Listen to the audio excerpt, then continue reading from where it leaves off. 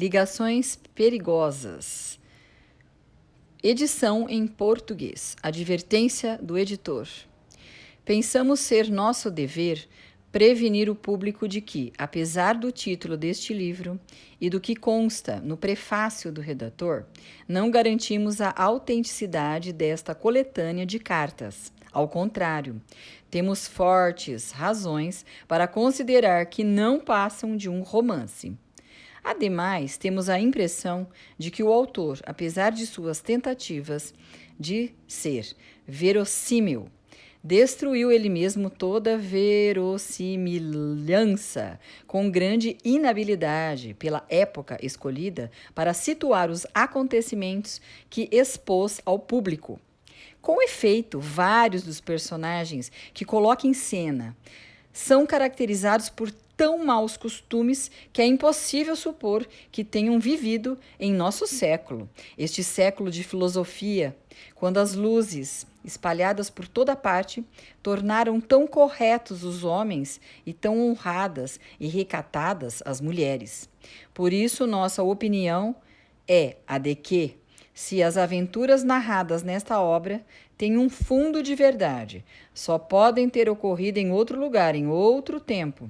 Por isso, criticamos severamente o autor, que, aparentemente seduzido pela esperança de despertar maior interesse, situando este livro em seu país e em seu tempo, ousou mostrar, com costumes e usos que são nossos, hábitos que nos são totalmente estranhos, pelo menos para preservar, tanto quanto nos seja possível, o leitor demasiado crédulo de qualquer tipo de indignação relativa a esse fato.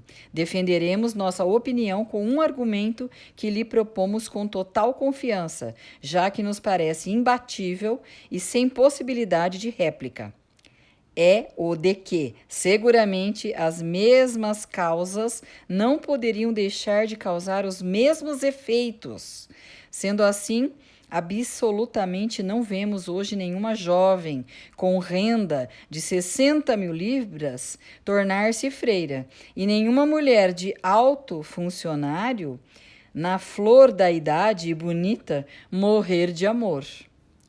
Prefácio do redator. Esta obra, ou melhor, esta coletânea, que o público com certeza considerará demasiado volumosa, contém, no entanto, um número bem reduzido das cartas que compunham a totalidade da correspondência de onde foi extraída.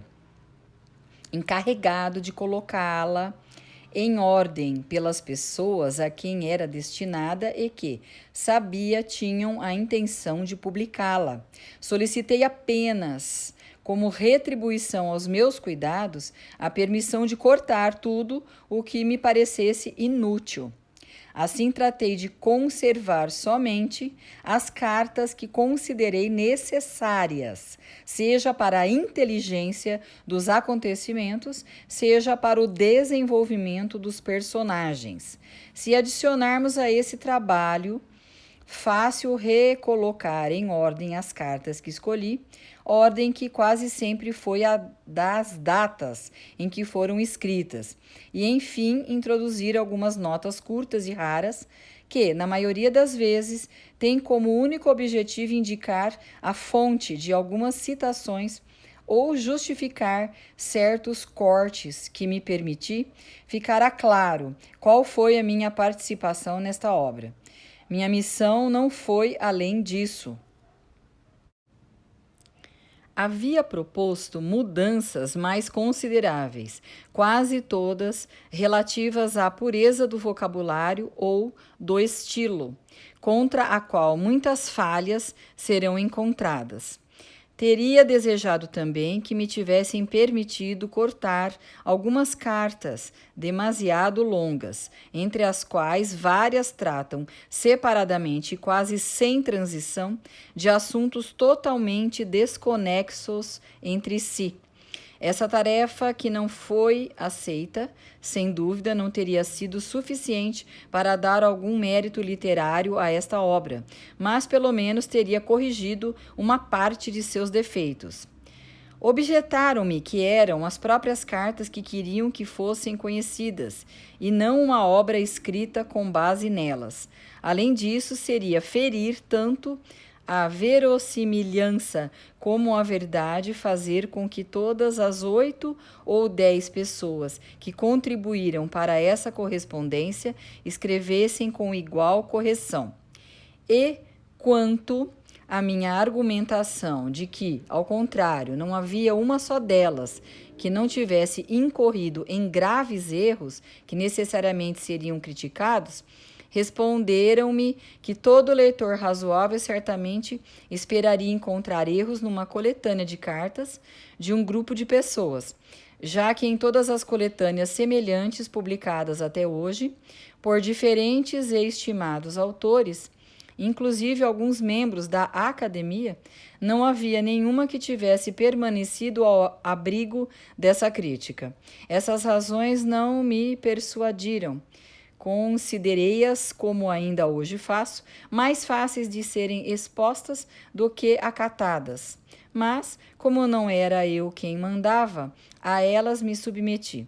Reservei-me apenas o direito de protestar contra essas instruções e de declarar que são contrárias à minha opinião, o que faço neste preciso momento.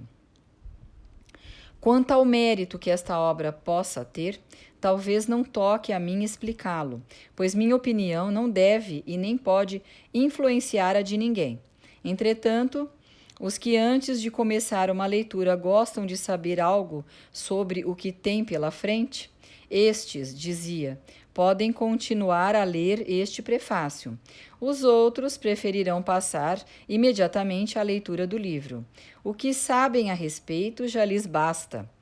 O que posso dizer inicialmente é que, se minha opinião foi, como admito, favorável a que se publicassem essas cartas, estou, contudo, longe de esperar que venham a fazer sucesso. Que não se tome essa sinceridade de minha parte pela falsa modéstia de um escritor, porquanto declaro com a mesma franqueza que, se esta coletânea não me tivesse parecido digna de ser oferecida ao público, não me teria dedicado a ela. Tratemos de conciliar essa aparente contradição.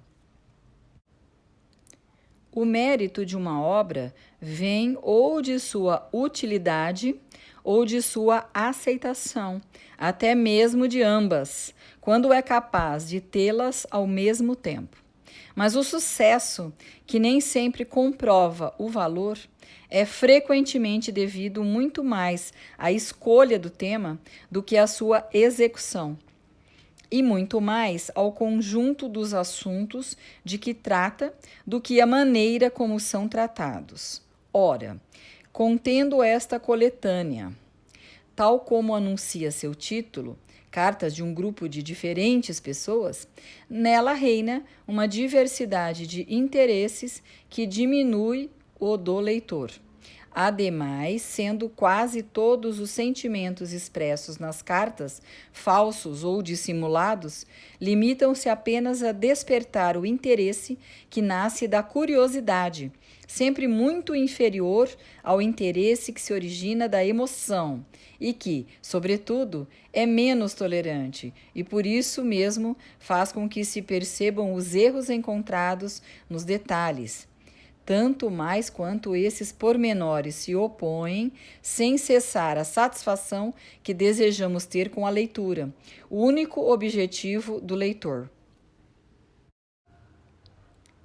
Talvez esses defeitos possam em parte ser compensados por uma qualidade que tem justamente a ver com a natureza desta obra, a variedade de estilos, mérito que um escritor dificilmente alcança, mas que aqui aparece naturalmente e que ameniza o tédio da uniformidade.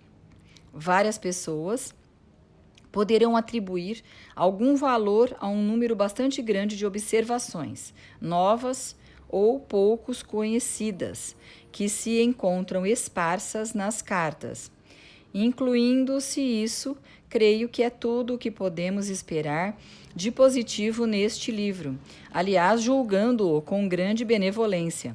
A utilidade desta obra, que talvez seja decididamente contestada, parece-me, no entanto,